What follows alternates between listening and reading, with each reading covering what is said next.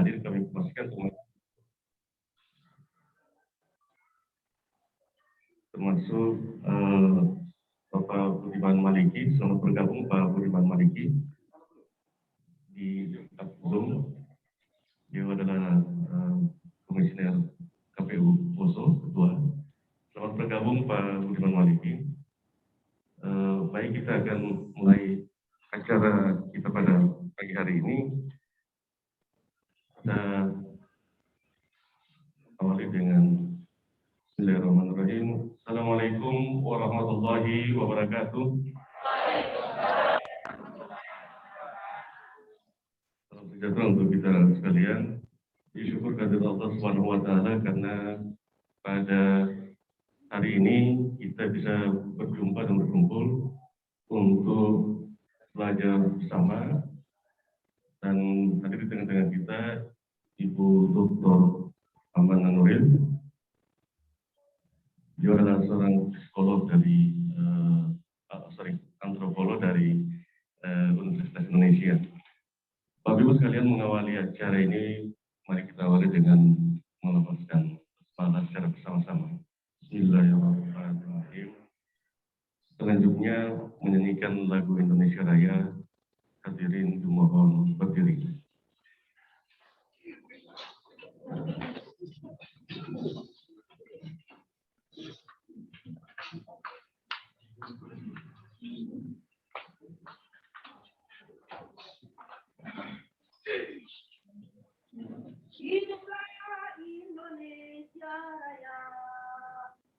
Indonesia tanah air, tanah tumpah darah.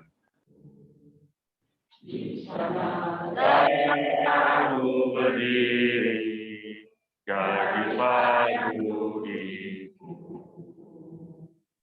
Indonesia kebangsaan, bangsa tanah air. Marilah kita bersatu, Indonesia bersatu. Hiduplah negaraku, hiduplah negeriku, bangsaku, rakyatku semuanya. Bangunlah jiwanya, bangunlah badannya, untuk Indonesia Raya. Indonesia Raya, merdeka, merdeka, tanahku, negeriku yang ku cinta. Indonesia Raya, merdeka, merdeka, hiduplah Indonesia Raya. Indonesia Raya, merdeka, merdeka, tanahku, negeriku yang ku cinta. Indonesia Raya, merdeka, merdeka, hiduplah Indonesia Raya. Hadirin, disilakan duduk kembali.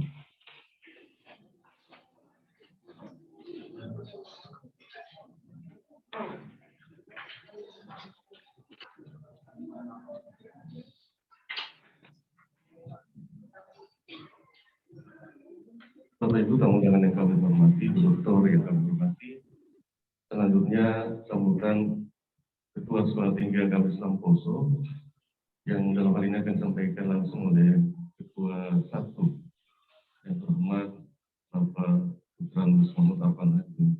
Jadi kami silakan.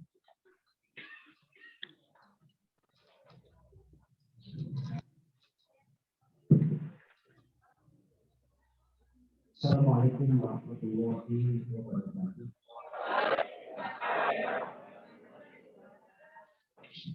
Alhamdulillah, wassalamu ala rasulillah,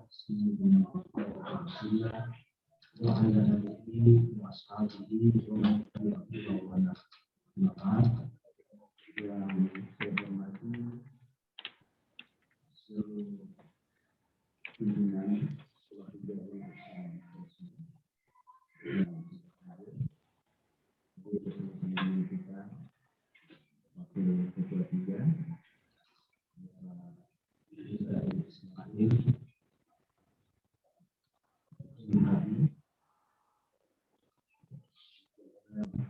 Sekretaris Prodi Manajemen Pendidikan Islam.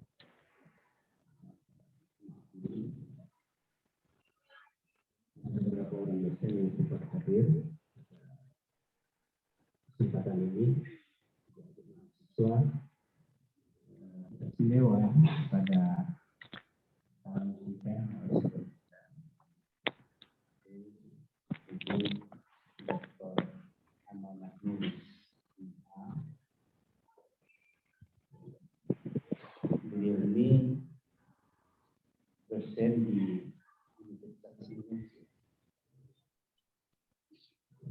Mana-mana beliau ini sudah meninggalkan tugas sebagai dosen. Informasi yang saya dapat kemarin ketika masih di hotel dari teman-teman yang mengantar beliau dari Palu, bahwa saya mau ajak keluar setelah maghrib, tapi menurut di siapa mengantar itu, beliau sekarang sementara mengajar, sementara memberi kuliah. Jadi itulah ya, seorang akademisi, seorang dosen itu dimanapun berada tidak pernah ditinggalkan. Dan pada hari ini beliau alhamdulillah memberi kita peluang untuk memanfaatkan waktunya ketika ada di Poso yang setahu saya beliau hadir di sini adalah pelaksanaan penelitian. Dia datang ke Poso untuk mengumpulkan data dalam rangka penelitian, dan di sela-sela kegiatan beliau ini beliau menyempatkan diri untuk permintaan Akademika Stai Poso untuk bisa membagi pengetahuan, membagi ilmu untuk kita semua, terutama untuk adik-adik mahasiswa yang sempat hadir pada hari ini. Karena itu atas nama pimpinan dan seluruh sivitas Akademika Stai Poso menyampaikan selamat datang ke Stai Poso yang kita lihat dalam kondisi seperti ini dalam usia lebih kurang 11 tahun. Dan terima kasih atas waktu yang sudah diberikan untuk keluarga besar Stai Poso di dalam kegiatan pada hari ini. Saudara-saudara sekalian, seperti tema kita yang ada, beliau akan memberikan pencerahan kepada kita terkait dengan multikultural dan moderasi beragama. Jadi moderasi dan multikultural dua hal sebenarnya yang saling mendukung antara satu dengan yang lain. Ya. Moderasi beragama, moderasi itu bisa lahir, sikap moderat itu bisa lahir manakala kita banyak memahami tentang kultur yang berbeda antara satu dengan yang lain. Pemahaman terhadap kultur itu bisa melahirkan pemikiran dan sikap yang moderat. Ini yang kita harapkan. Ya. Karena dalam sejarahnya pendirian Stai Poso ini tidak lepas dari ya.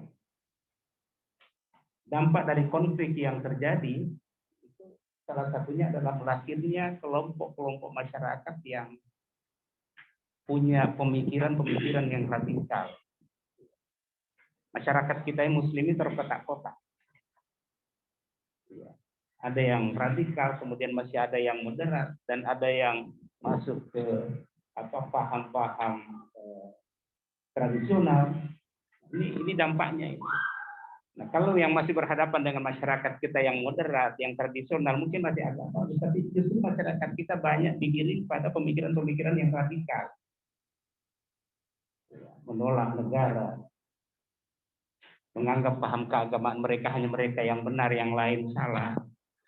Nah, atas dasar itulah sehingga kami dengan teman-teman keluarga besar Stai Poso dan seluruh masyarakat Poso ini berusaha untuk membuka lembaga pendidikan tinggi yang akhirnya disebut sekarang Stai Poso. Jadi kami istilahkan kampus Stai Poso ini kampus perjuangan. Karena betul-betul kita berhadapan dengan berbagai kondisi dan alhamdulillah bisa bertahan sampai 11 tahun itu adalah satu hal prestasi yang cukup membanggakan di tengah dinamika masyarakat kita yang kita rasakan bersama seperti ini sampai pada akhirnya masih kita temukan aktivitas-aktivitas yang masih sering dikaitkan dengan konflik, itu adanya kelompok-kelompok radikal yang ada di Poso yang sekarang sementara dibina oleh pemerintah, kemudian ada juga yang sementara diselesaikan kegiatan-kegiatan mereka, termasuk puncaknya kemarin lagi itu adalah dengan tertembaknya pemimpin Mujahidin Indonesia Timur seperti Ali Kalora.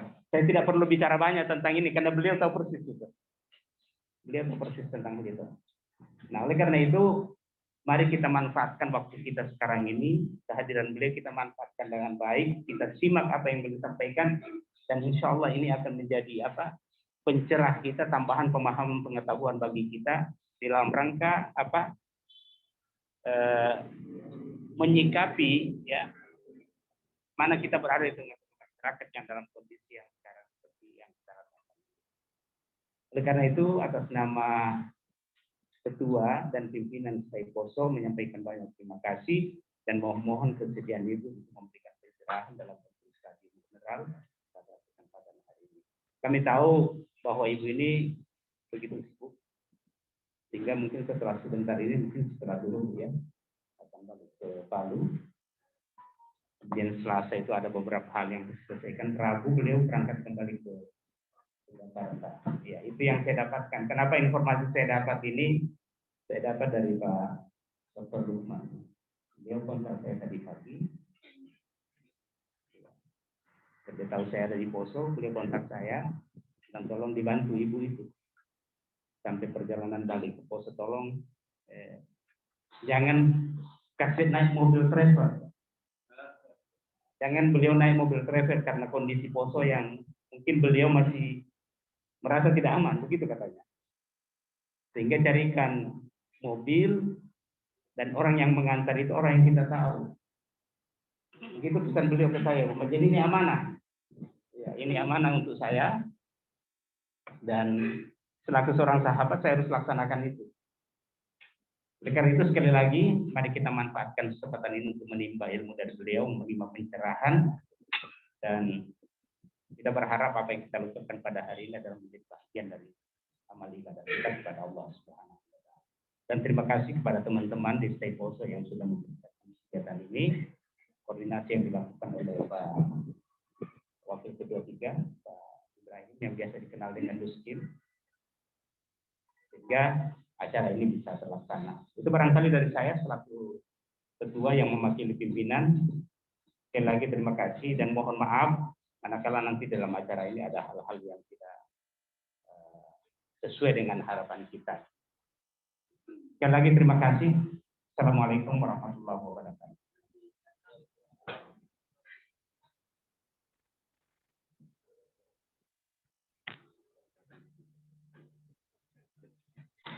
Terima kasih Bapak Ibu sekalian yang kami hormati, bukan beliau tadi akhir rangkaian seremoni pada pagi hari ini, dan untuk yang seremoninya selesai, saya ucapkan terima kasih dan kita dengan alhamdulillah. Bapak Ibu sekalian, baik, kami untuk diskusi ini akan dipandu langsung oleh Ketua 3, Bapak Ibrahim Ismail, dan lebih dikenal dengan Pak Muslim. Di antara peserta juga hadir Ibu Aminah, yang adalah bagian juga di Kabupaten Poso ini. Assalamualaikum Bu, salam bergabung bersama teman-teman, dan kami sangat bersyukur dengan teman-teman semua. Baik, untuk lebih waktu kami silakan kepada Muslim untuk membantu kita dalam acara saling bersama ini. saya. Assalamualaikum warahmatullahi wabarakatuh. Waalaikumsalam warahmatullahi wabarakatuh. Baik. Bismillahirrahmanirrahim. Assalamualaikum warahmatullahi wabarakatuh. Waalaikumsalam warahmatullahi wabarakatuh. Selamat pagi dan salam sejahtera untuk kita sekalian. Ini buat teman-teman yang mungkin ada mahasiswa kita yang hadir beragama Kristen yang juga sedang mengikuti ujian munakasah sepertinya. Alhamdulillah wa syukurillah wa la haula wa la quwwata illa billah, amma ba'd. Pertama-tama kita tentu mengucap syukur kehadiran Allah Subhanahu wa taala, Tuhan yang Maha Esa, yang telah memberi kita karunia nikmat kesehatan dan keafiatan, dan yang sangat utama untuk kita apresiasi hari ini, Allah memberikan takdir untuk kita bisa bertemu dengan salah seorang pakar antropolog. Beliau adalah dosen Universitas Indonesia dan beliau ini telah banyak mengenyam pengalaman di berbagai negara. Kalau saya harus bacakan biodata beliau ini cukup panjang, ini semuanya yang singkat. Tapi ini akan kita edarkan kopi dan edarkan langsung kepada teman-teman mahasiswa. Kita bersyukur kepada Allah kita dipertemukan. Untuk kita di Tai Poso sangatlah berharga karena kita sangat memerlukan informasi, referensi terkait dengan bagaimana beliau dengan pengalaman beliau melihat berbagai fenomena sosial, berbagai persoalan-persoalan baik antar agama, lintas komunitas, bahkan sesama suku dan seterusnya di berbagai tempat, untuk kemudian beliau bisa kirim atau untuk beliau bisa informasikan kepada kita di tempat ini. Dan tentu kita berharap dengan pengamatan yang telah beliau lakukan dalam beberapa waktu maupun informasi-informasi tentang Poso itu juga bisa menjadi informasi yang kemudian akan disampaikan atau dieksplorasikan kepada kita, khususnya teman-teman mahasiswa. Ini adalah sebuah kebahagiaan. Dan terkhusus lagi buat saya secara pribadi, saya mendapat kesempatan untuk bisa mendampingi beliau dalam sebuah agenda stadium general yang saya kira semua orang memimpikan ini. Apalagi tema kita hari ini adalah moderasi beragama dan multikulturalisme sebagai sebuah upaya alternatif dalam membangun perdamaian. Jadi tema ini akan coba mengulas lebih jauh kearifan-kearifan lokal, kekayaan budaya yang ada. Itu juga sesungguhnya menjadi sebuah alternatif untuk membangun atau merekatkan sebuah perdamaian yang hakiki di tengah kehidupan masyarakat. Nanti seperti apa, beliau kita akan berikan waktu lebih panjang untuk menjelaskan itu. Kepada Ibu Doktor bersama Ibu Doktor Amanah Nuris yang sekarang sudah berada di tengah kita bersama salah seorang sahabat beliau yang juga ada di ruang kedua menyimak dan juga mungkin akan bergabung dengan kita sebentar. Selamat datang kami ucapkan Mbak Nuris. Ini adalah sebuah kebahagiaan yang kami tidak bisa ungkapkan lagi ini. Dan tentu juga kepada Ketua 1 yang tadi telah membuka acara kita, terima kasih Pak Ketua, dan kepada seluruh para dosen yang sempat hadir, dan terutama kepada teman-teman mahasiswa-mahasiswi, baik yang sebagai peserta ujian munakasah skripsi dan mahasiswa aktif yang hadir pada hari ini. Selanjutnya, teman-teman sekalian, kita akan segera masuk pada materi yang nanti akan disampaikan langsung oleh Ibu Doktor. Kepada beliau kami silakan dengan hormat.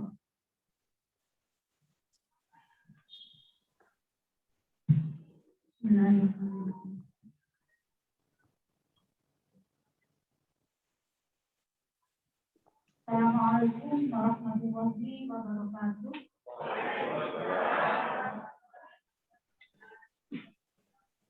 Selamat pagi, salam sejahtera dan salam sehat untuk kita semua. Yang kami hormati pimpinan Taiboso beserta jajarannya. Yang kami hormati para dosen, para staf, dan seluruh karyawan, seluruh pejuang di kampus Taiboso, sekaligus kepada seluruh peserta, mahasiswa, dan tamu-tamu lainnya yang ikut bergabung di acara diskusi pagi ini. Saya sangat bahagia dan sangat luar biasa. Ini keberkahan di penghujung bulan September sehingga saya bisa berada di Poso. Alhamdulillah. Puji syukur kepada kehadiran Allah yang Maha Kuasa. Kita di tengah COVID ya, ini masih bisa diberi kesehatan. Nah, kesehatan ini paling mahal, properti yang tidak bisa dinilai dengan angka. Maka saya selalu bersyukur setiap bangun pagi diberi kekuatan, diberi kesehatan, dan pada akhirnya kita bisa berjumpa di pertemuan kali ini. Sedikit memberikan pengantar ya. Saya sebagai perempuan yang lahir di kultur Jawa, ya, asli saya Jawa. Rumah saya Yogyakarta. Silakan kalau teman-teman mahasiswa, Bapak Ibu, dosen-dosen mampir ke tempat kami apabila ada kesempatan di Yogyakarta. Kita ngobrol bersama ya. Bayangan saya itu kita secara sehat duduk saling berinteraksi satu sama lain, tapi mohon izin saya berada di depan bukan berarti saya lebih hebat dari Anda. Saya hanya sesuai protokol ini untuk didampingi beliau supaya kita bisa melaksanakan itu. Teman-teman mahasiswa dan Bapak Ibu semua yang hadir, saya ingin berdiri boleh? Soalnya saya kecil. Ya. Nah, ini saya kan bisa melihat nih peserta-peserta yang ada. Tentu saja ketika berbicara tentang moderasi beragama dan multikulturalisme ya, sebagai solusi alternatif perdamaian. Yang perlu kita ingat kembali bahwa kita sebagai warga negara bangsa Indonesia, tugas utamanya adalah satu, kita patut bersyukur atas karunia sekaligus nikmat yang telah diberikan oleh Tuhan Yang Maha Kuasa, yang telah diberikan oleh Allah Subhanahu wa Ta'ala. Mengapa demikian? Kita memiliki laut, gunung, hutan, daratan yang subur, berbagai macam kekayaan alam yang itu tidak bisa dijumpai di negara-negara manapun, Bapak Ibu. Terus terang saya pernah tinggal di Thailand, pernah tinggal di Amerika, di Belanda, di Turki, di Singapura, di beberapa negara. Kita ini memiliki kekayaan yang luar biasa, benar-benar luar biasa. Itulah kenapa Indonesia yang terdiri dari ribuan pulau, ratusan bahasa, ratusan etnis, ratusan suku dan ras merupakan simbol kekuatan Indonesia. Kalau kita menengok, mohon maaf ini ya, Afghanistan yang luluh lantak, kita menengok Pakistan, kita menengok Bangladesh, dan negara-negara yang mayoritas populasinya Muslim, tidak ada sedikit pun yang menyamai Indonesia. Ini kekayaan yang luar biasa. Tinggal kita melanjutkan amanat para pendiri bangsa ini. Kita tinggal melanjutkan para pahlawan-pahlawan perjuangan di masa lalu untuk merawat toleransi, merawat kerukunan, merawat perbedaan, dan lain sebagainya yang harus terus-menerus kita lakukan secara bersama-sama. Baik kita sebagai Muslim, baik kita merangkul orang non-Muslim, Kristen, Hindu, Buddha, bahkan kelompok-kelompok yang masih memeluk agama-agama lokal. Nah, tugas kita di sini, Indonesia ini sebagai negara yang mayoritas populasinya Muslim terbesar di dunia, kita mestinya menjadi contoh dari negara-negara Muslim yang lainnya. Nah, contoh kita inilah yang sudah dilakukan oleh para pejuang-pejuang di masa lalu. Justru kita tidak memiliki karakter menjadi follower atau pengikut. Masing-masing negara dengan populasi Muslim yang berbeda-beda itu menunjukkan kekayaan Islam sebagai rahmatan alamin. Islam ala Indonesia, Islam ala Saudi Arabia, ala Qatar, ya, Afghanistan dan lain-lainnya. Di masa lalu itu luar biasa indah. Tidak seperti hari ini yang kita lihat di media-media. Nah, ya, apa namanya? Keunikan Islam ini yang sebenarnya sejak di zaman Rasul sudah dicontohkan.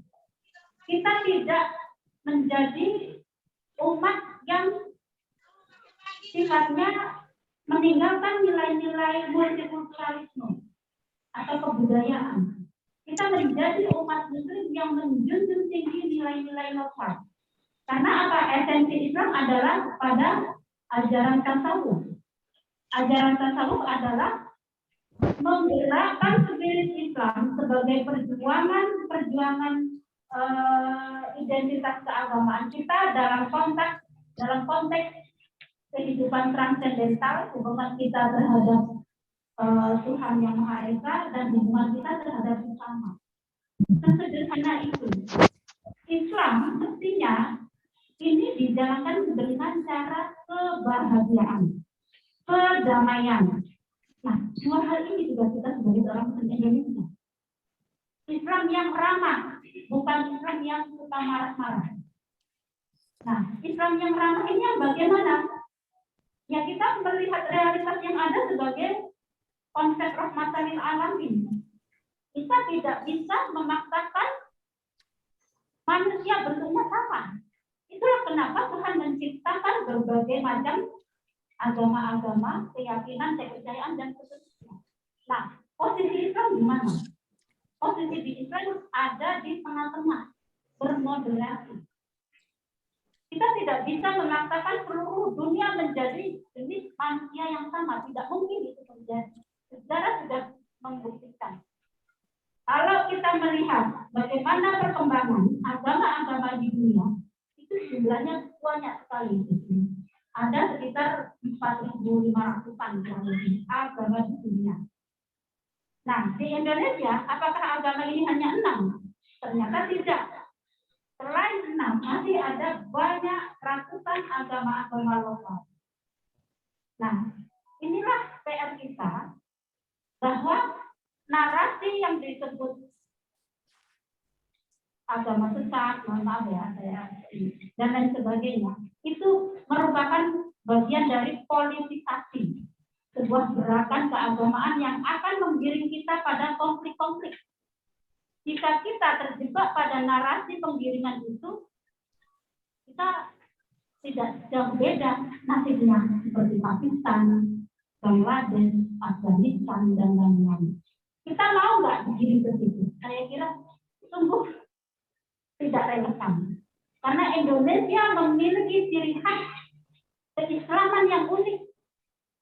Mau Islam berkemajuan, mau Islam Nusantara, mau Islam apapun, basis keindonesiaan ini sulit dibantah. Karena apa? Ini takdir kita menjadi seorang Muslim Indonesia.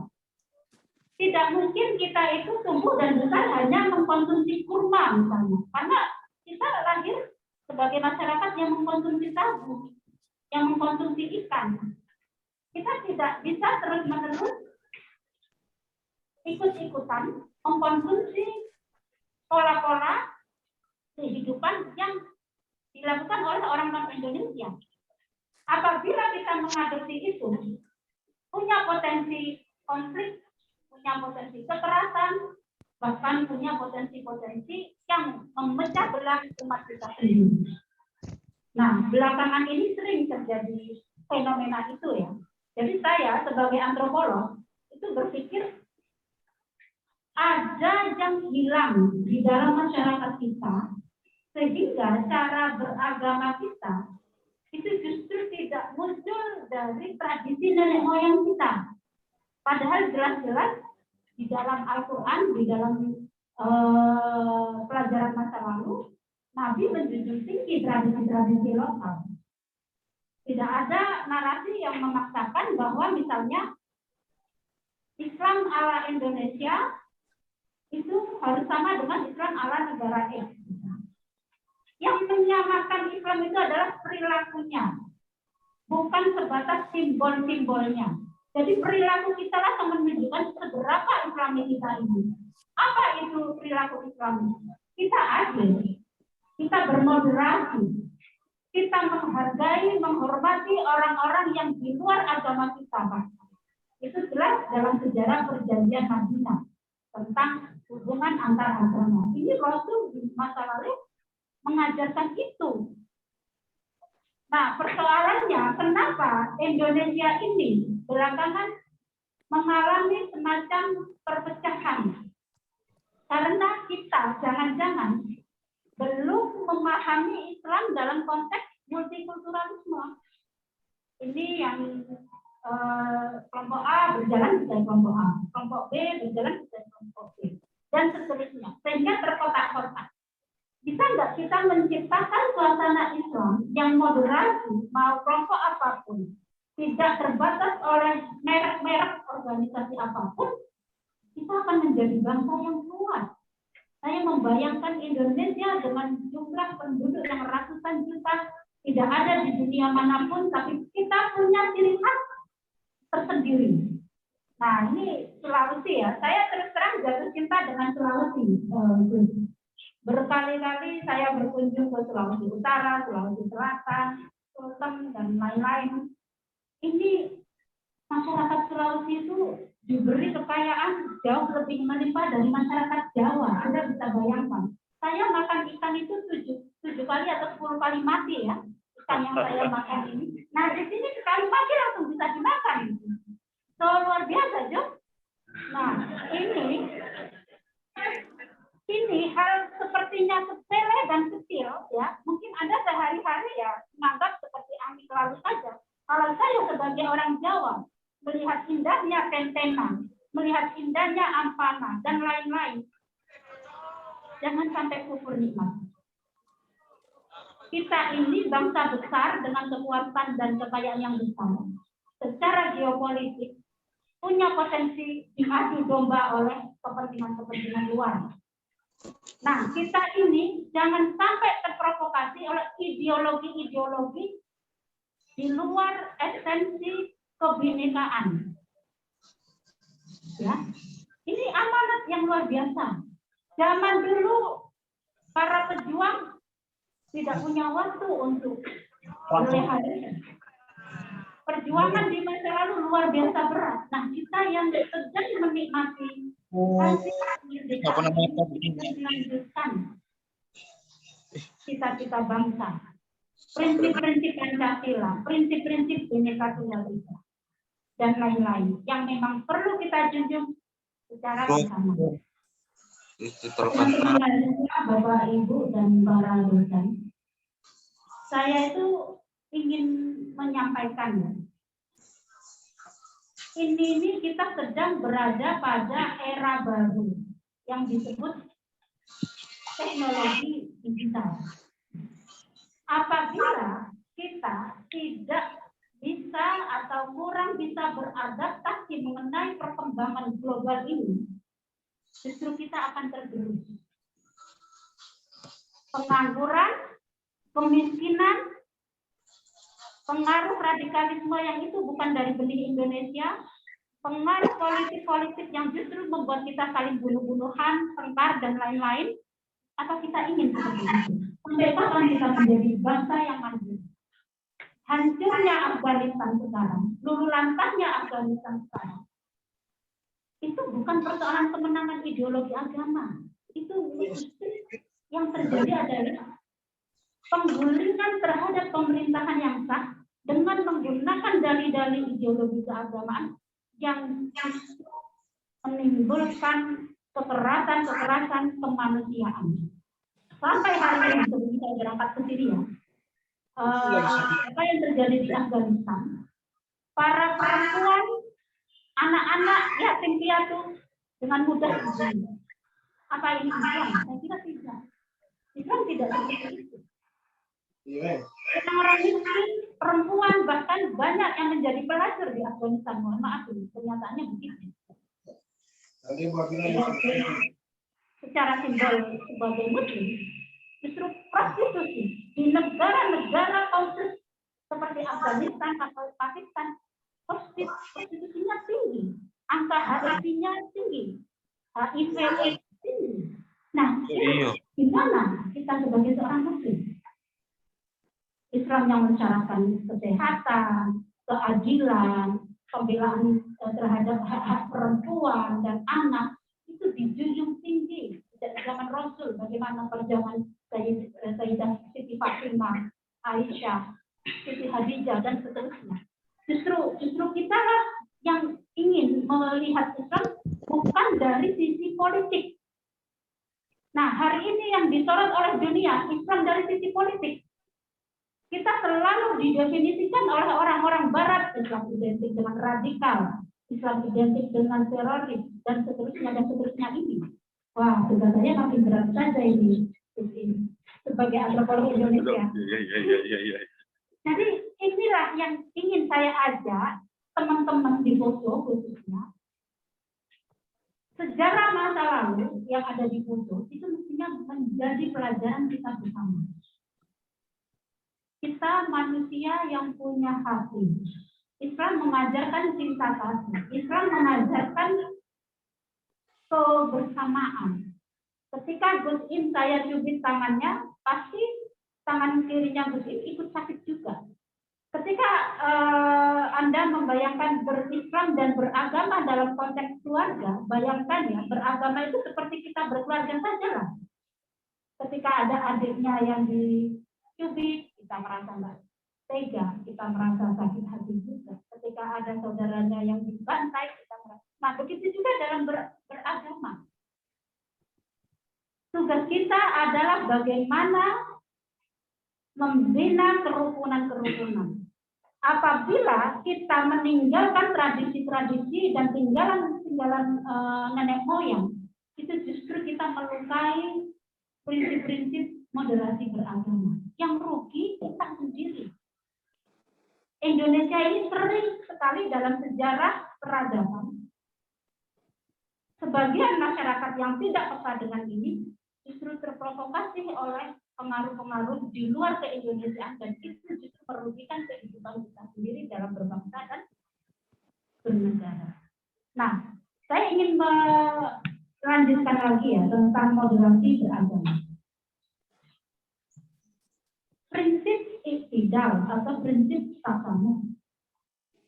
Itu bukan hanya cara pandang yang mengajak kita untuk tegas sekalipun adil dalam melihat ketimpangan sosial, dalam melihat ketimpangan politik.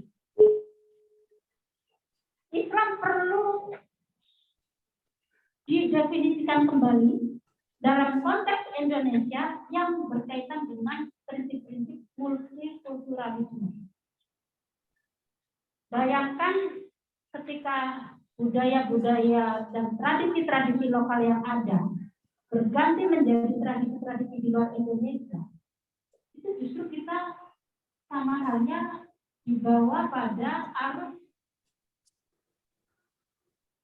kehancuran. Saya prinsip di masa lalu kita tengok bagaimana Islam di Jawa, Islam di Sulawesi, Islam di Kalimantan, damai-damai saja.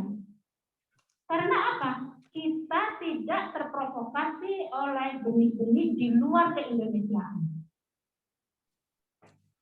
Tidak ada itu ceritanya orang Kristen atau Islam yang saling marah-marahan. Karena Islam yang muncul di Indonesia pertama kali justru lewat mistisisme. Artinya mistisisme itu adalah menjunjung tinggi spiritualitas kita sebagai umat manusia sehingga dia bisa diterima oleh orang Nusantara. Jadi jangan dibayangkan kita dari dulu itu mayoritas populasi Indonesia Muslim. Kita ini mengalami kedewasaan dalam beragama dan itu sudah dicontohkan oleh nenek moyang. Dari Hindu Buddha kemudian menjadi Muslim. Nah, Muslim di masa lalu justru memang berbeda seperti di masa yang sekarang.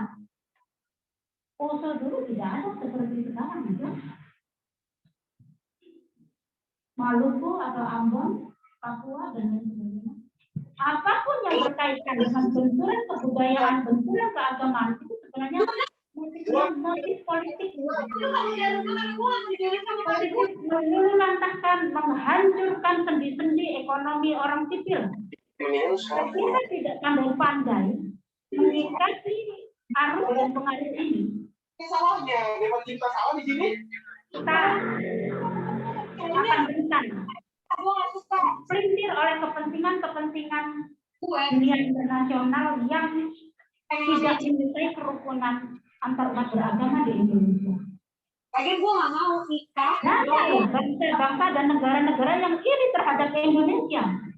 Makanya orang-orang kejam di luar Indonesia itu ingin menghancurkan Indonesia dengan cara dan motif-motif yang merusak moderasi sekaligus multikulturalisme kita.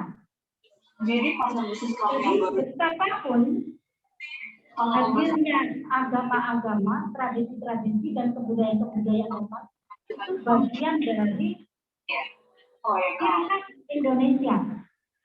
Ciri khas Indonesia ini ya ciri khas Islam.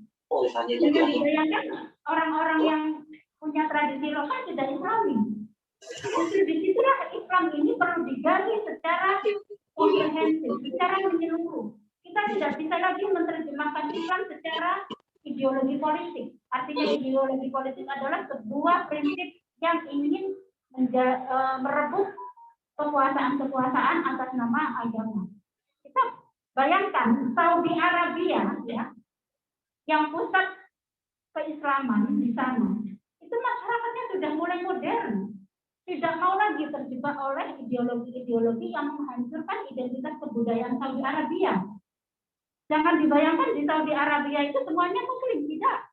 Banyak orang Yahudi, banyak orang Zoroaster, dan seterusnya. Dan di sana tidak hanya satu jenis kebudayaan. Ada banyak partikel-partikel kebudayaan lainnya yang menunjukkan identitas kesaudian. Justru orang Arab sekarang ini lebih modern dari orang Indonesia. Nah, anehnya di sini. Banyak orang-orang Saudi Arabia yang belajar teknologi, belajar ilmu kesehatan, belajar ilmu tentang biologi, astronomi, dan lain-lain. Padahal Islam ini agama yang menjunjung tinggi sains atau ilmu pengetahuan.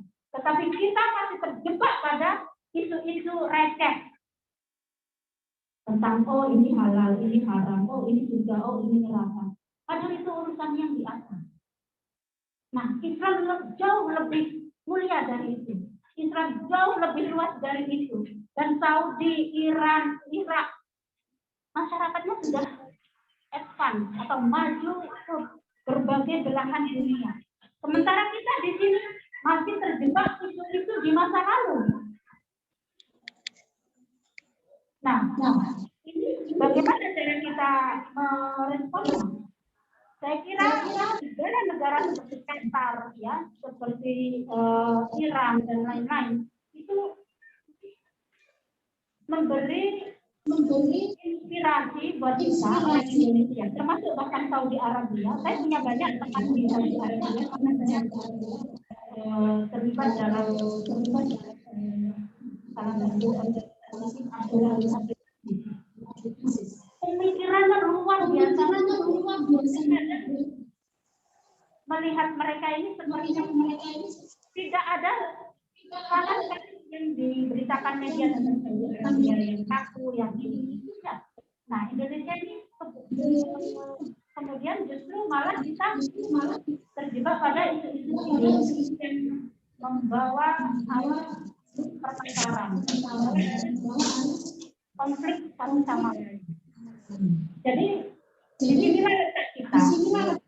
Setelah 20 tahun mestinya kita ini lebih baik dalam beragama, dalam bersosialisasi budaya, dalam implementasikan tradisi rahmatal lil alamin. Apabila tidak, maka dunia itu kita berada pada jurang-jurang yang merugikan generasi kita ke depan. Mulai sekarang kita berpikir bagaimana memajukan masyarakat muslim, pendidikan, kesehatan, ekonomi. 3 pilar ini jangan sampai kita menjadi negara-negara seperti Bangladesh dan Pakistan. Karena apa? Masyarakatnya mudah sekali diprovokasi oleh isu-isu keagamaan. Nah, isu agama kalau menurut antropolog ya, seperti William Campbell, when religion becomes evil, bahasa bukunya itu. Ketika agama menjadi alat politik, itu akan rentan memecah belah masyarakatnya. Jangan mau diprovokasi oleh aktor-aktor siapapun yang punya potensi memecah belah kerukunan. Ini bukan nilai Islam. Islam tidak pernah mengajarkan jihad yang bernuansa pada kekerasan.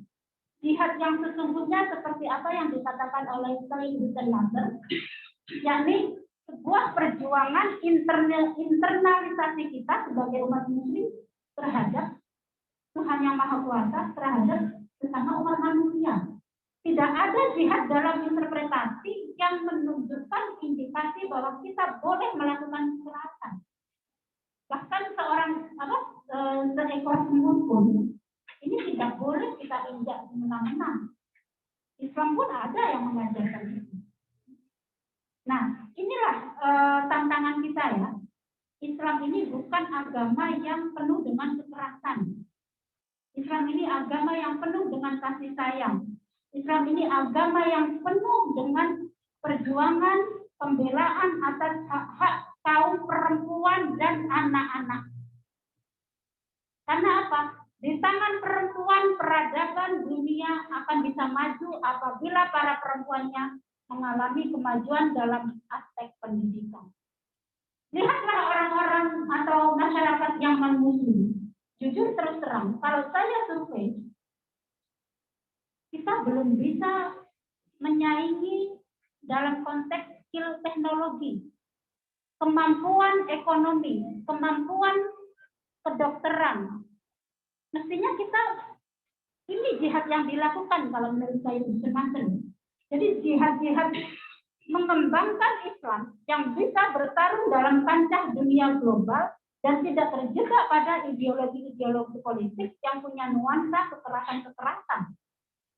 Bagaimana kita majukan, bagaimana Saifuso ini menjadi salah satu laboratorium Islam masyarakat Poso, ya, maksudnya Islam khas masyarakat Poso bukan sekte ya, tetapi kulturnya. Nah, kultur Poso ini kan kaya dengan kelapanya, ikan-ikannya, tanaman-tanamannya, umumnya dan seterusnya. Itu dirawat betul-betul. Tidak mungkin kurma itu tumbuh di Poso, itu tidak mungkin dan tidak bisa dipaksakan begitu. Nah, ini bagaimana kita punya kontribusi terhadap peradaban Islam dalam konteks Sulawesi, kontribusi terhadap Indonesia ya yang sangat-sangat kaya akan nilai-nilai lokalnya, akan nilai-nilai kearifannya, sehingga kita bisa dengan bahagia beragama. Beragama itu mensyaratkan kebahagiaan. Kalau kita beragama dengan cara menderita, sebenarnya itu belum ketemu kita dengan prinsip keislaman. Semua agama-agama, termasuk Islam, mensyaratkan kita beragama dengan cara yang bahagia. Jika kita menderita, itu berarti cara kita melihat agama salah. Apa yang dimaksud kebahagiaan bukan karena aspek ekonomi atau hedonisme, tetapi aspek-aspek kedamaian. Jika kita melakukan kebaikan, kita damai. Jika kita melakukan kebijaksanaan, kita bahagia. Islam tidak mengajarkan kita menderita. Islam tidak mengajarkan kita untuk saling bertarung satu sama lain. Nah, ini saya kira yang ingin saya jadikan pengantar ya. Kiranya itu dulu, selebihnya kita bisa diskusi. Terima kasih. Sebelumnya, Assalamualaikum warahmatullahi wabarakatuh.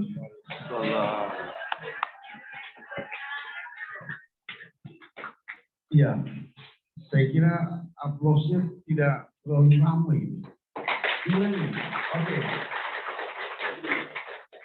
Terima kasih Ibu Dr. Mbak Amanda Nuris yang tadi benar-benar sangat sederhana menyampaikan pengalaman dan pikiran-pikiran beliau yang saya yakin semua teman-teman sudah bisa menangkap ya. Ada banyak hal yang sangat mendasar berkaitan dengan moderasi beragama. Prinsip yang harus dimiliki oleh seseorang, apalagi kita sebagai seorang mahasiswa yang tanda kutip sebagai masyarakat ilmiah yang pundaknya harapannya akan lahir generasi-generasi yang benar-benar memiliki wawasan moderasi dalam beragama. Tidak justru menjadi bagian dari konflik yang ada di tengah masyarakat kita. Perbedaan-perbedaan yang mutlak karena takdir Allah itu, berbeda agama itu kan kontra kan, sesuatu yang kita tidak bisa apa-apakan lagi, itu sudah takdir Allah. Nah, kita harus bagaimana memahami dan harus bagaimana kita menyadari perbedaan-perbedaan itu. Ini yang saya kira sebagai tambahan untuk lebih memberikan pemahaman kepada kita masing-masing. Saya beri waktu kepada kita untuk silakan bertanya. Sesi pertama 4 orang. Laki-laki dan 2 orang perempuan. Ini biar adil. Nanti untuk waktunya sebutkan nama, perlu dengan identitasnya. Kita jadi bos kan. Dimulai dengan salah juga sesuatu dari perwakilan laki-laki. Gubernur. Jadi, kan tidak mungkin semua menghubungi orang lewat HP. Satu. Yang operasi. Iya langsung sekali. Baru.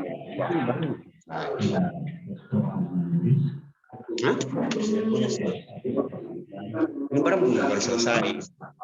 Operasi kabarnya yang Selesai. Belum, karena masih banyak, masih mau dipakai. Ini paling tanpa orang dari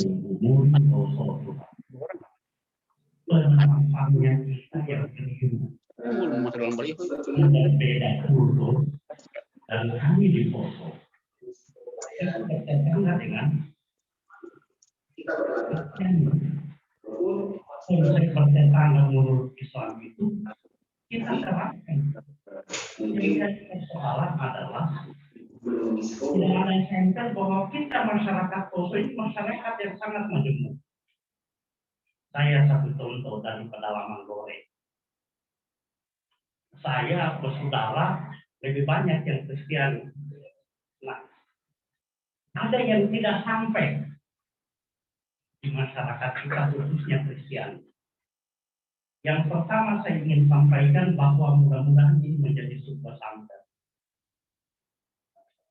Kenapa kami umat Islam itu selalu diberi latar dengan radikalis, teroris? Sebenarnya kami yang mengalami. Yang jadi persoalan adalah negara belum betul-betul menjadi pengayom bagi kita semua. Sehingga terkadang pelayanan negara terhadap umat Islam itu sehingga cenderung tidak adil. Fakta pertama, kalau dibilang bahwa kita kembali kepada apa yang didasarkan oleh nenek moyang kita, mendirikan negara ini, kenapa Undang-Undang Dasar diamandemen? Padahal itu peninggalan orang tua kita. Satu contoh, Pancasila. Islam itu menerima Pancasila secara utuh karena dia adalah pengejawantahan Piagam Madinah.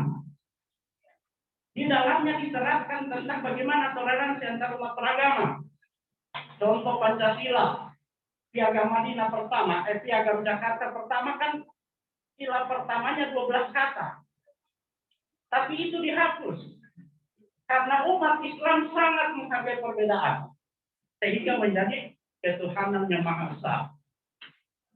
Nah di situ, kalau bahasa Arabnya ketuhanan yang Maha Esa itu kan al-uluhiyatul ahadiyah. Konsep Tuhan yang satu.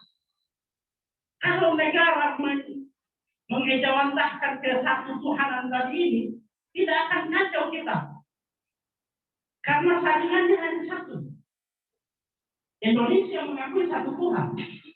Mau dengan nama berbeda, tapi satu Tuhannya. Al-uluhiyatul ahadiyah. Nah, yang terakhir, moderasi ini apa yang membuat umat Islam ini terkotak-kotak? Semoga kampus dan para akademisi jangan menimbulkan kelompok baru.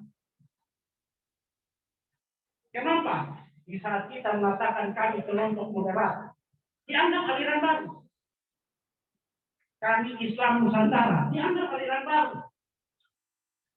Nah, sehingga harusnya kampus dan para akademisi keluar dari kelompok-kelompok ini. Supaya bisa masuk di semua lapisan masyarakat. Karena kenapa? Ada egoisme kepemimpinan di dalamnya.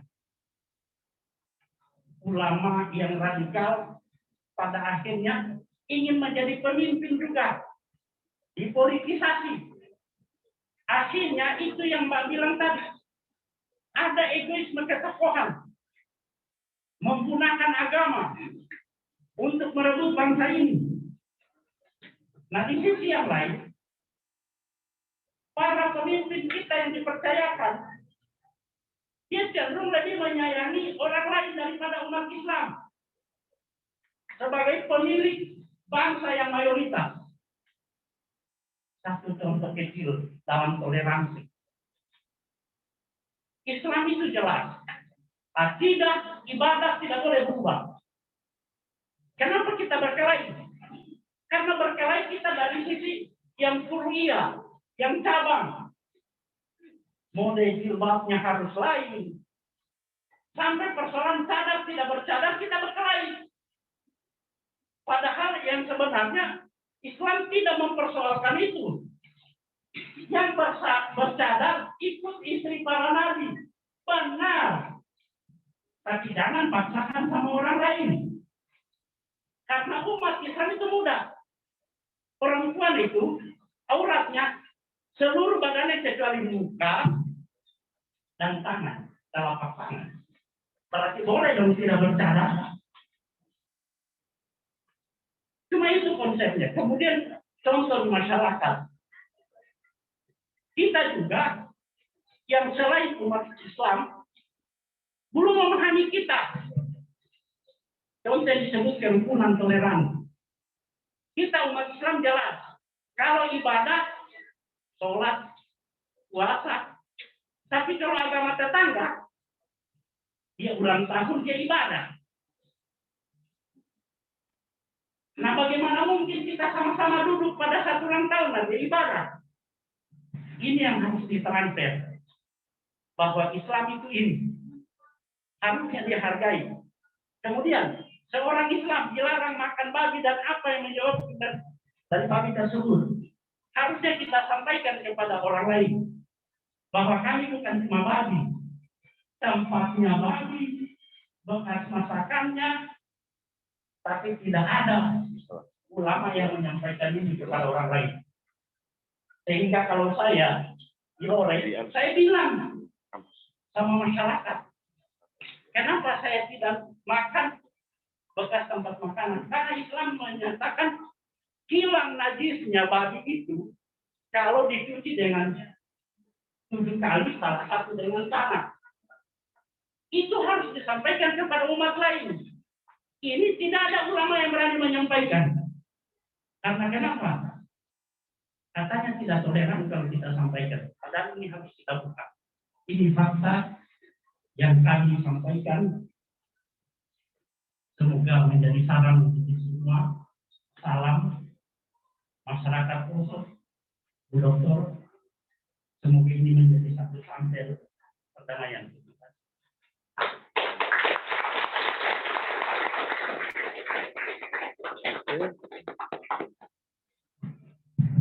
Berikut. Oke, silakan. Ruben. Bisa ke depan.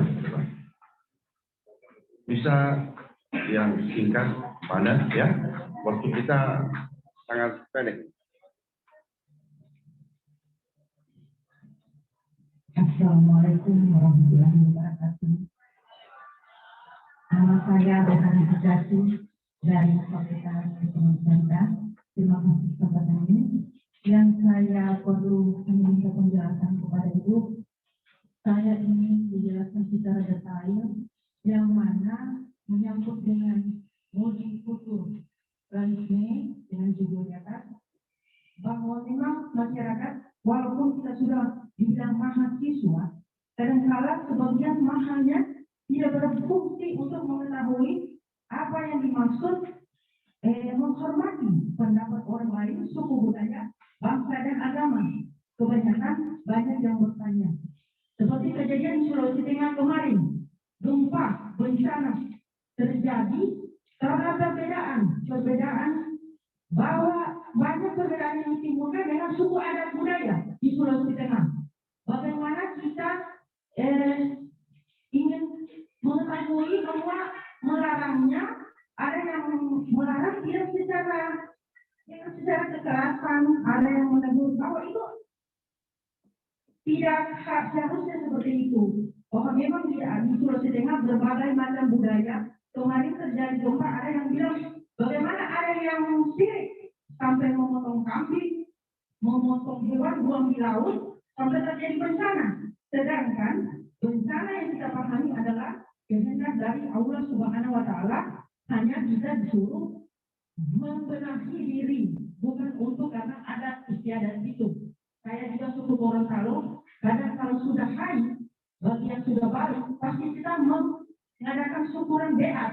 Itu hanya suku budaya, bukan berarti kita menentang agama Islam. Terima kasih, hanya itu yang bisa saya sampaikan. Wassalamualaikum warahmatullahi wabarakatuh.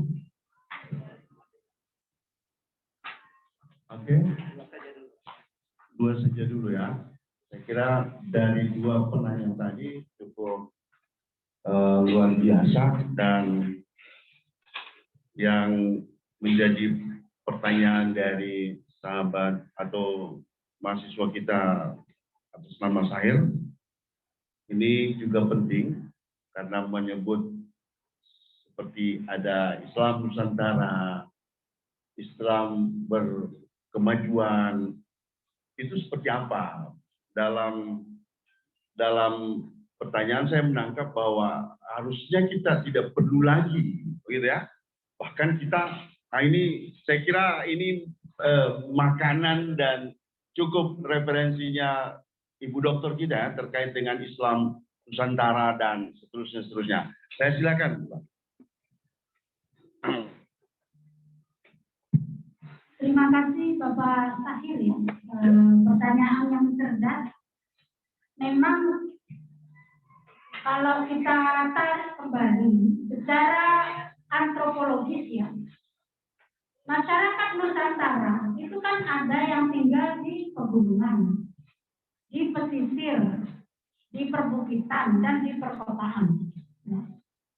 Unsur-unsur geografis ini memiliki pengaruh besar terhadap adat istiadat dan kebudayaan. Nah, contoh ini di Jawa, karena saya hidup di masyarakat semi kota dan semi desa lah ya. Tradisi ketika ini tradisi ya. Ketika misalnya ada selamatan atau di sini bahasanya selamatan apa sih? Jadi syukuran, ya syukuran. Syukuran itu lebih beradaptasi pada istilah Arab, tapi ada bahasa lokal khusus saya lupa. Ya intinya berbagi makanan, berbagi rasa syukur, kemudian doa-doa. Karena kita misalnya belajar dari antropolog Clifford Geertz yang mendefinisikan agama itu bagian dari kebudayaan. Nah ini ternyata memang tidak bisa kita tinggalkan. Kenapa ketika syukuran ada kue-kue terutama untuk orang yang sudah meninggal, itu kuenya relatif lebih empuk, empuk bisa dipahami ya, lebih halus, lebih lembut dari beras atau dari tepung yang lainnya. Karena zaman dulu dibayangkan orang yang meninggal itu orang yang sudah tua, yang sudah tidak punya gigi, sehingga kalau makan kue ya yang empuk, yang lembut gitu. Nah, makanya ada kue apem, kue beras dan lain-lain. Ini contoh bagi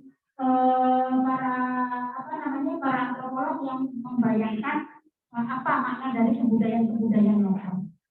Kembali lagi pada konteks Poso. Saya sepakat, kita memang tidak harus mengkotak-kotakkan Islam manapun. Saya punya banyak teman yang bercadar dan kita baik-baik saja. Saya tidak bercadar, tetapi saya menghargai bentuk-bentuk kostum yang menjadi pilihan. Asal tidak saling memaksakan dan asal bisa saling menghormati pilihan-pilihan itu. Karena di dalam Islam sendiri ada berbagai macam tafsir tentang jilbab, tentang cadar, dan seterusnya. Tafsir-tafsir keagamaan itu juga berafiliasi kepada kebudayaan. Seandainya Islam muncul pertama kali di Poso atau di Indonesia, pasti bentuk simbol dan atributnya bisa berbeda. Zaman dulu, salah satu istri Kiai Haji Ahmad Dahlan, pendiri Muhammadiyah, tidak menggunakan cadar, tidak menggunakan jilbab syar'i, menggunakan kerudung ala Nusantara. Begitu juga istri Profesor Nurul Majid misalnya. Nah, itu yang saya maksud, konteks kebudayaan lokal tidak akan mengotori prinsip-prinsip Islam apabila kita mampu mendalami interpretasi Islam yang lebih luas. Islam bukan sekedar simbol jenggot, simbol cadar, dan selama ini dimaknai oleh media-media tentang radikalisme dan lain sebagainya, saya setuju. Saya keberatan juga. Justru karena kita tidak ingin melihat Islam dipandang dari sudut pandang yang sempit, tugas kita lah sebagai orang Muslim yang lebih rajin belajar. Kita tidak atau jangan hanya terjebak pada isu-isu sektarian, rugi waktu kita. Anda bayangkan, setiap detik dalam ilmu sosial humaniora itu berkembang. Sementara kita masih terus-menerus berhenti di sini. Ini Islam, ini Kristen, ini aduh macam-macam. Padahal setiap detik ilmu pengetahuan itu berkembang, Bapak Ibu. Bayangkan ketika kita tidak maju, kita punya potensi dieksploitasi oleh kepentingan-kepentingan di luar bangsa dan negara Indonesia ini. Karena kita porak-poranda, kita sibuk dan terjebak dengan isu-isu keagamaan. Ilmu kedokteran semakin maju, ilmu pendidikan semakin berkembang, ilmu kesehatan, pertanian, perikanan, dan lain-lain semakin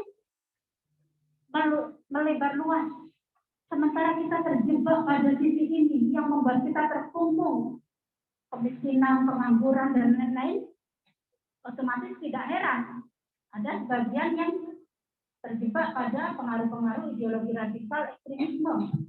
Nah, efek dari itu semua sesungguhnya minimnya literasi kebudayaan-kebudayaan kita sebagai masyarakat lokal yang menyebabkan satu sama lain saling tabrakan.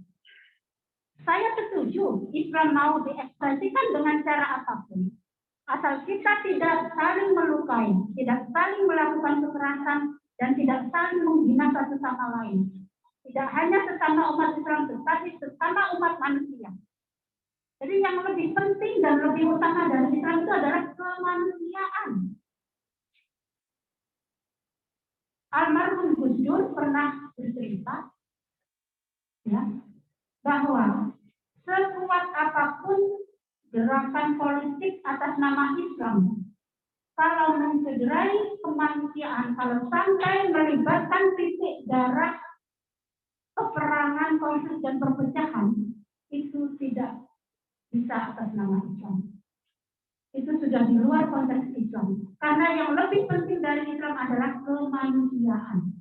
Anda bisa bayangkan, apakah ketika bencana kemarin yang parah di Palu itu, ya, saya kebetulan sebelum bencana ada acara Kementerian Keagamaan itu. Ya, saya ada di situ mengkoordinir para antropolog dari Jerman dan Thailand, antropolog Muslim yang saya sering saya dedikasi untuk datang ke Indonesia. Orang-orang itu takjub melihat kita bangsa Indonesia, takjub melihat Sulawesi pada khususnya. Begitu kaya, begitu luar biasa indahnya, tetapi sayang ada masalah-masalah ketimpangan, korupsi, ya, eksploitasi, kemiskinan, keadilan gender dan perempuan, anak-anak, hak-hak perempuan dan seterusnya. Inilah PR kita bersama, Pak. Justru kita sebagai orang Muslim itu kita tunjukkan kualitas keislaman kita sesuai ajaran Rasul seperti perjanjian Madinah, termasuk Piagam Jakarta yang memang mengadopsi perjanjian Madinah. Tentang hubungan Islam Kristen dalam konteks Poso. Kalau kita ingin dipahami oleh orang-orang non-Muslim, kita perlu memahami orang-orang non-Muslim juga. Nah, dialog kebudayaan ini diperlukan. Misalnya, orang-orang non-Muslim punya kebiasaan mengkonsumsi daging yang tidak bisa kita konsumsi. Kita harus menerima itu kebudayaan mereka, tidak bisa dipaksakan.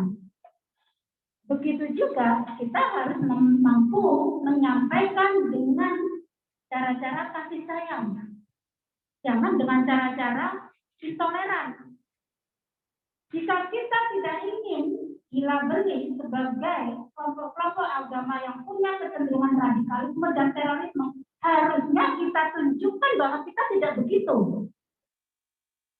Harusnya kita semakin mencintai dan menyayangi orang-orang yang menuduh kita. Itu ajaran Rasul. Nabi, Rasul, dan semua khulafaur rasyidin memberikan contoh memeluk musuh-musuhnya.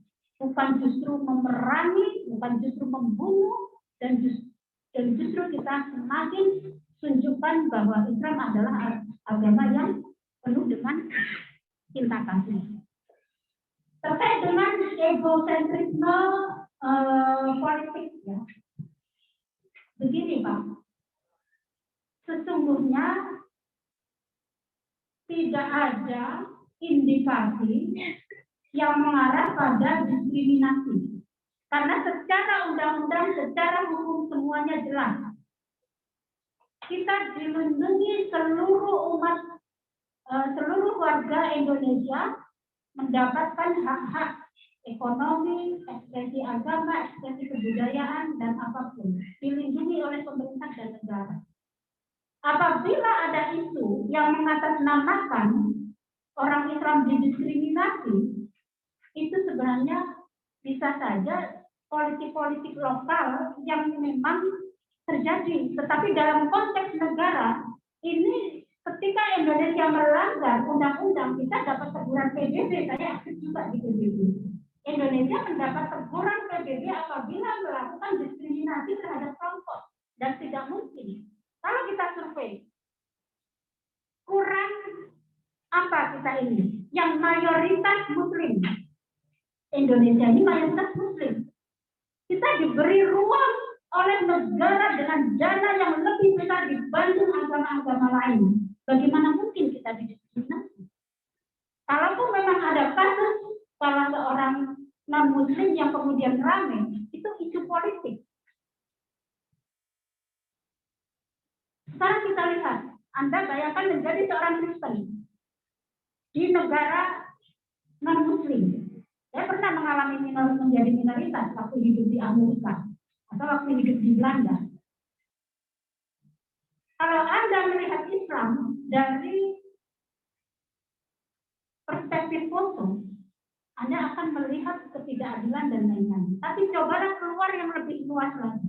Anda akan bisa memahami betapa menjadi minoritas itu tidak mudah di negara ini. Belajarlah Islam bukan dalam konteks kita sebagai orang Islam. Bayangkan kita menjadi orang non-Muslim yang setiap hari dihina, dibenci misalnya. Meskipun itu tidak selalu terjadi. Nah, inilah yang kemudian isu-isu antar agama selalu dimanfaatkan oleh aktor-aktor politik. Aktor-aktor politik dalam sektor lokal yang itu justru menggerus perdamaian-perdamaian di tingkat lokal. Di tingkat nasional, semua bersangkut tangan pada prinsip-prinsip hukum, prinsip-prinsip HAM, hak asasi manusia. Bahkan salah satu contoh ya, misalnya seorang narapidana teroris, itu dalam HAM jelas tidak boleh diperlakukan buruk, jelas tidak boleh dihajar secara fisik. Nah, persoalannya kita ini menghadapi ego-ego tadi yang Bapak bilang. Ada ego-ego yang bermain dan menggunakan lembaga-lembaga negara sebagai permainan alat politik kita. Maka kita sebaiknya tidak terjebak oleh itu.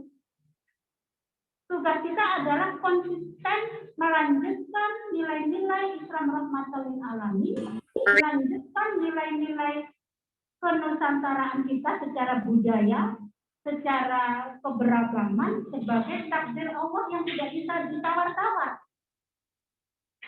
Di masa lalu ada peristiwa Promesta misalnya, ada peristiwa 65 dan sebagainya. Tapi pada kenyataannya masyarakat kita tidak bisa dipaksakan ke arah konflik. Karena apa? Secara genealogi, secara genetik ya, atau secara keturunan nenek moyang, kita tidak punya potensi untuk berperang, berkonflik. Kita punya potensi berdialog, kita punya potensi saling rukun, kita punya potensi saling berdamai. Nah, potensi-potensi ini jangan sampai dikalahkan oleh ego-ego tadi. Saya kira katanya itu. Anda yang sudah sebagai mahasiswa, maha artinya besar ya. Jadi siswa itu yang artinya siswa yang dituntut untuk memiliki dan melihat fenomena sosial kebudayaan dalam jendela yang lebih besar. Jangan sampai kita hanya terjebak pada jendela-jendela gepeng yang Anda pegang itu, yakni handphone. Jendela-jendela dalam bentuk gepeng yang kecil hanya berapa sentimeter kali sentimeter itu yang banyak sekarang menyesatkan. Karena apa? Berita hoax, ya, adu domba, dan seterusnya. Padahal kalau kita lihat, coba kita lihat jendela dari seluruh ruang ini. Semua baik-baik saja apabila kita lihat dengan cermat dan bijaksana. Tapi kenapa di handphone jendela kecil yang kita lihat nampaknya biru itu? Nah, dari sinilah yang tadi saya maksud, kita ini sedang dihadapkan pada sebuah era kebaruan yang dimana apabila kita tidak cerdas sebagai seorang umat beragama, kita akan terjebak pada kepentingan-kepentingan di luar nenek moyang, tradisi-tradisi kultural yang sudah kita laksanakan, yang itu sudah berabad-abad. Jadi sesungguhnya diskriminasi dalam konteks bernegara itu tidak boleh dan tidak ada. Kalaupun terjadi, ada indikator oknum-oknum yang bermain. Jangan sampai terjebak pada itu. Kita ingin mewujudkan Islam bermoderasi. Moderasi itu ya seluruh Muslim yang ada di foto ini, mau kelompok A, B, C, semua kita perlu bersatu. Tidak hanya umat Muslim, tetapi seluruh warga Sulawesi Tengah, khususnya Poso, baik dari kelompok manapun, mestinya kita bersatu. Apabila kita bersatu, seperti yang di masa lalu, kita tidak ada yang namanya konflik perpecahan, yang itu akan menimbulkan kemungkinan baru, dan kemudian kita akan terjebak pada ideologi-ideologi keagamaan, dan justru menjauhkan kita dari rahmat Tuhan. Itu Pak Islam. Lalu yang kedua, Islam Nusantara, ya. Jadi jangan dibayangkan Islam Nusantara ini lahir atas kelompok-kelompok tertentu. Islam Nusantara adalah itu terjadi di seluruh komunitas Islam yang ada di manapun, tidak terbatas oleh ruang dan waktu.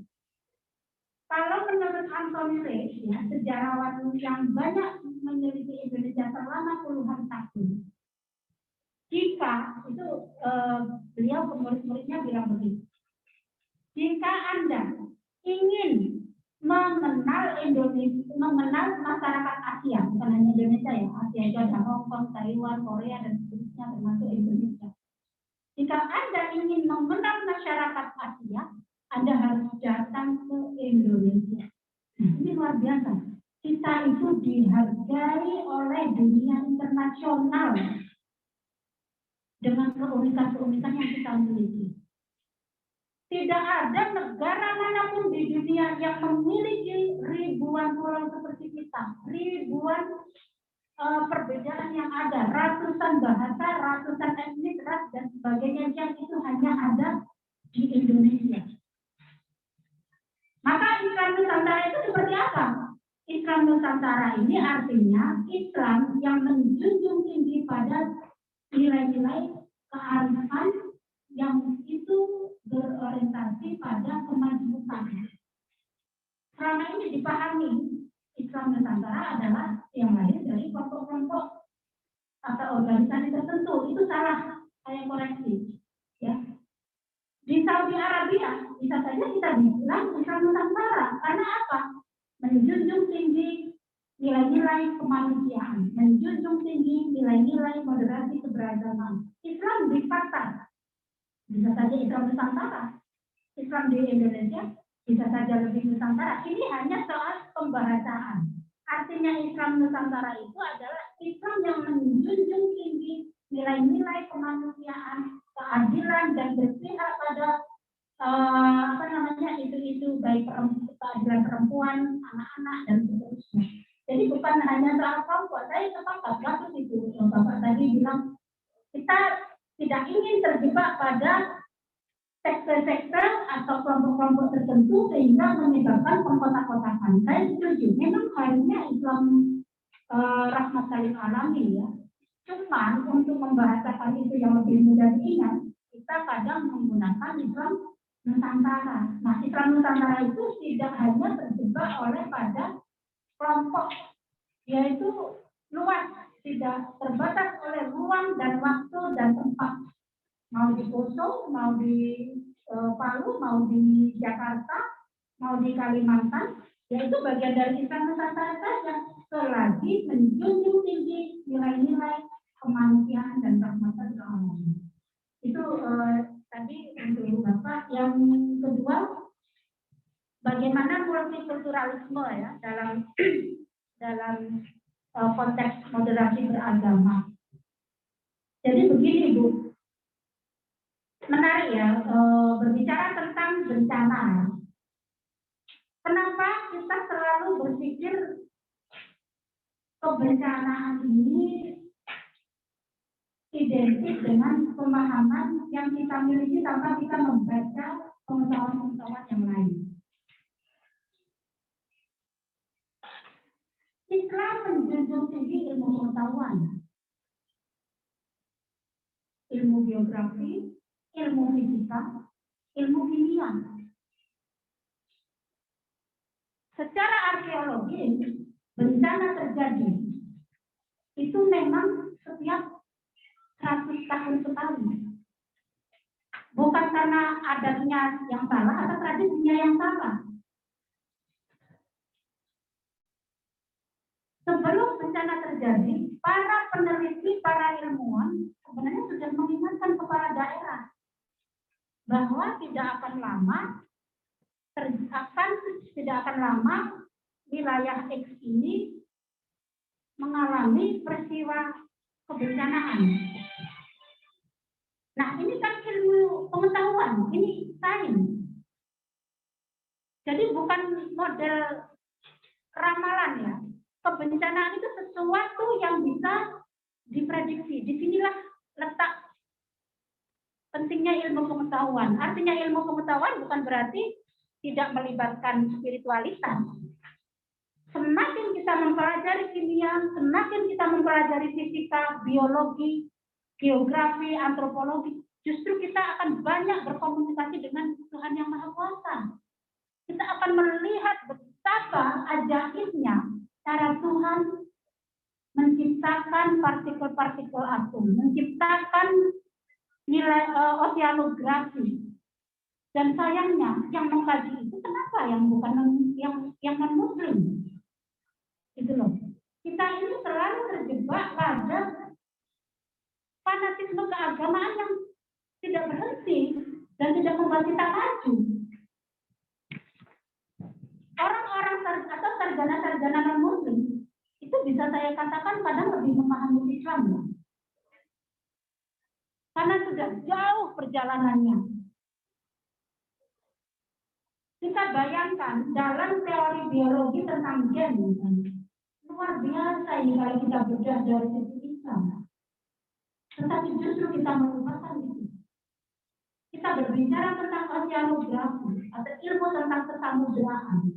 Bayangkan seorang Jalaluddin Rumi menulis puisi-puisi tentang keilahian yang menganalogikan samudra. Itu kadang kita lupakan juga. Jadi kita ini tertinggal Bapak Ibu. Harus diakui, saya berani jujur, yang membuat kita seperti hari ini, konflik kanan kiri, tuduh menuduh, radikal, teroris dan lain sebagainya. Justru itulah tugas kita dan PR kita, karena kita belum berintrospeksi sebagai seorang muslim yang mestinya kita bisa menyelami samudra keilmuan di dunia ini. Inilah amanat dari Tuhan. Jadi bencana-bencana yang sudah kita lihat secara bersama itu bukan karena syirik dan lain-lain. Memang sudah diprediksikan dan sudah diberi peringatan oleh para ilmuwan. Tetapi kepala daerahnya lah yang tidak punya sensitivitas. Sehingga untuk melindungi itu dialihkanlah pada isu keagamaan seolah-olah dia tidak bersalah. Nah ini politik. Seolah-olah bencana ini terjadi karena syirik, karena ritual-ritual, tradisi-tradisi yang dianggap bisa. Nah itu kan aman dia sebagai kepala daerah. Ini politik. Padahal ilmuwan sudah mengingatkan, hati-hati dalam waktu yang akan dekat terjadi sebuah fenomena bencana yang itu bisa meluluhlantahkan. Nah, saya kira itu Ibu. Terima kasih. Assalamualaikum warahmatullahi wabarakatuh. Biasa. Saya kira kita juga harus menghargai beliau.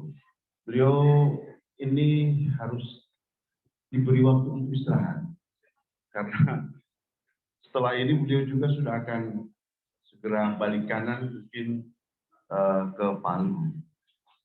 Nah, dua pertanyaan tadi itu sudah merupakan pertanyaan representatif mewakili teman-teman semua, dan banyak yang tidak bisa mengucapkan atau memberi pertanyaan, tapi saya yakin dengan ulasan yang sangat mendasar, dengan penyampaian yang sangat sederhana yang disampaikan oleh Ibu Dokter tadi, kita sudah bisa berkesimpulan bahwa sesungguhnya kita itu memang dituntut untuk harus memiliki pengetahuan yang luas.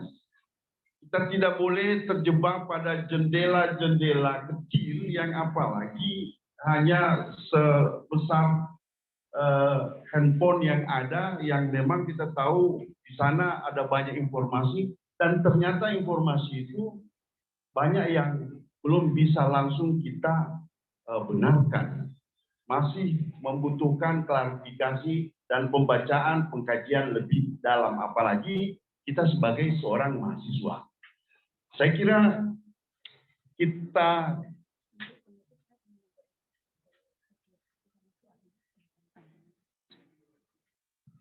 siap. Teman-teman sekalian, sebagai ucapan terima kasih kita kepada beliau, dari kalian semua saya mohon untuk beri aplaus untuk beliau yang setul-setulnya. Terima kasih Ibu Dr. Amanah Nuris. Nah, di akhir ini, sebelum kita akan tutup, sebagai closing statement, kita beri waktu kepada beliau karena juga akan mengundang ada yang secara khusus untuk diberi apresiasi, seperti itulah. Pada Ibu Dokter kami silakan. Terima kasih Bapak Ibrahim. Closing statement saya sederhana ya. Berislam dengan ramah, bukan dengan marah. Berislam dengan bahagia, bukan dengan cara gelisah. Berislam dengan cara tersenyum, bukan dengan cara cemberut. Sesimpel itu. Teman-teman di Sulawesi, apapun yang terjadi, kita ingat bahwa tujuan dari beragama adalah membangun perdamaian dan kebahagiaan. Saya kira itu dari saya. Terima kasih. Baik, terima kasih sekali lagi kepada Ibu Amanah Nuris. Sederhana saja ya, beragama ini seperti tadi, yang ramah, tidak perlu marah-marah. Oke, selanjutnya kami mengundang kepada yang terhormat Ibu Aminah, yang sejak awal sudah juga hadir untuk bisa ke depan menerima hadiah lukisan dari Ibu Dr. Amanah Nuris. Boleh ke depan Ibu Aminah? Ya. Ini Ibu Aminah adalah seorang perempuan yang sedang dalam pendampingan dari Ibu Dokter. Sebagaimana tadi yang sudah disampaikan ya kepada kita, beliau adalah peduli terhadap berbagai keadaan sosial yang ada di tengah masyarakat kita. Silakan. Baik, terima kasih atas kehadiran Ibu Aminah. Ini buku terbaru saya, yang sayangnya tidak bisa saya bagi ke seluruh teman-teman, tetapi saya hanya bisa memberikan salah satu perwakilan dan itu lewat Ibu Aminah, yang mudah-mudahan bisa membawa manfaat ya. Ini buku berjudul Agama Jawa, bukan berarti agama Jawa, tapi agama-agama yang ada di Jawa, maksudnya begitu. Ya. Jadi Ibu Aminah, ini kenang-kenangan dari saya. Terima kasih atas kehadirannya dan mudah-mudahan bisa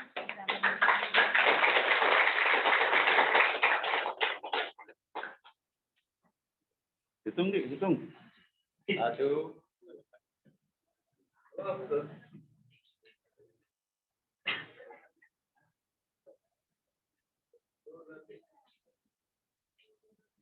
saya boleh minta tolong pakai kamera. Oh ya.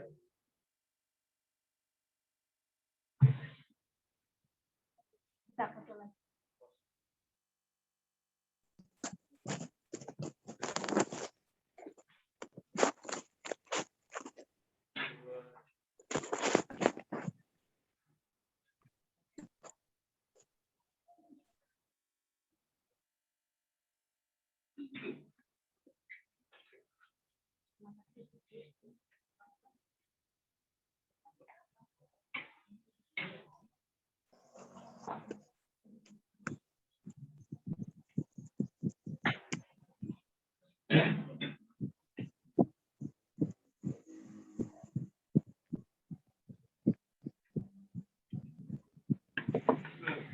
Terima kasih Ibu Aminah dan Ibu Dokter. Teman-teman mahasiswa yang saya hormati, tibalah akhir dari agenda kita pada siang hari ini. Terima kasih saya kepada seluruh mahasiswa tentunya yang telah bersedia dihubungi hanya dari tadi malam ya. Konsolidasi untuk menghadirkan teman-teman hanya dari waktu semalam. Alhamdulillah hari ini bisa lebih dari cukup, 50 orang yang diharapkan, tapi ternyata luar biasa. Terima kasih sekali lagi. Dan oh ya, beliau meminta untuk aplaus untuk semua. Dan tentu kepada Ketua 1 yang mewakili Ketua Poso, Dr. Nasuddin Al-Windu yang kemarin harus pamit, dan beliau yang diminta untuk bertahan dulu karena kita punya tamu yang tidak biasa, luar biasa ya. Sekolah Tinggi Agama Islam yang ada di ujung Indonesia itu bisa dihadiri langsung oleh beliau yang betapa luar biasa tadi ya. Nanti kurikulum kita beliau nanti akan kita edar secara resmi kepada teman-teman semua. Dan kepada panitia tentunya juga terima kasih. Mari kita tutup kegiatan ini dengan harapan insya Allah Ibu Dr. Amanah Nuris diberikan oleh Allah Subhanahu wa Ta'ala kesehatan, kemudian dipanjangkan umur, dan juga segera mendapat pasangan hidupnya. Kalau tadi beliau bilang ini akhir-akhir ini sudah mulai cinta terhadap Sulawesi. Ya mudah-mudahan saja pasangan hidup beliau adalah orang Sulawesi. Kalau adanya di Poso, semoga Ustaz Syahir, beliau ini anggota DPR Poso, Mbak. Anggota DPR Poso dari fraksi Golongan Karya ya. Makanya tadi tampilannya memang wakil rakyat. Oke. Dan tentu pula kita berharap bahwa pertemuan dengan beliau hari ini bukan yang terakhir.